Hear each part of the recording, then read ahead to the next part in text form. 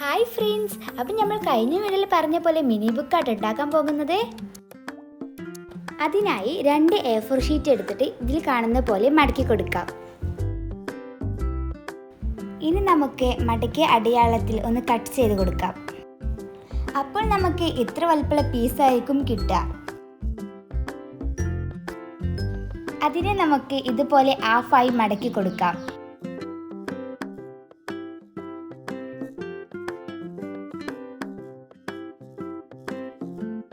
അങ്ങനെ എല്ലാ പേപ്പറും മടക്കിയതിന് ശേഷം ഒന്നിനു മേലെ ഒന്നായി സെക്യൂർ ചെയ്ത് വെക്കാം.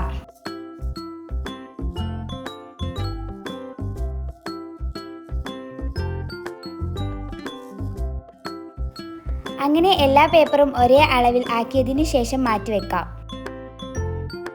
അപ്പോൾ ഇങ്ങനെ ആവട്ടോ ആ പേപ്പറുകൾ കിട്ടുക.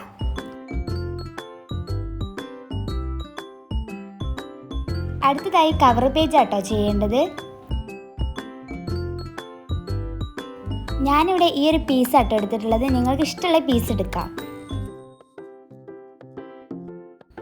നിങ്ങൾക്ക് സ്വന്തമായി ഇഷ്ടമുള്ളതുപോലെ A4 കാർഡ്ബോർഡിലോ ചിത്രം വരച്ച് ചെയ്യാവുന്നതാണ്. ഇനി നമുക്ക് ആദ്യം കട്ട് ചെയ്ത് വെച്ച പേപ്പേഴ്സ് എടുക്കാം.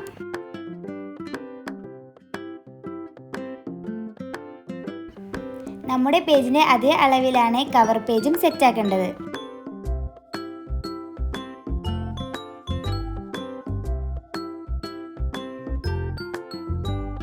പേപ്പേഴ്സിന്റെ ബാക്ക് ഭാഗത്ത് ഇതുപോലെ ഗ്ലൂ അപ്ലൈ ചെയ്ത് കൊടുക്കുക.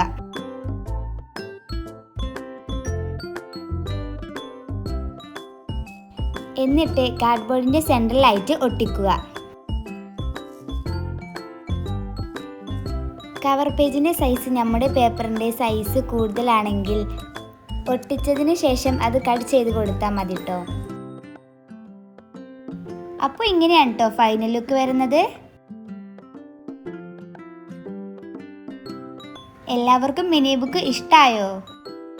എല്ലാവരും ട്രൈ ചെയ്ത് നോക്കണേ. അപ്പോൾ ബൈ.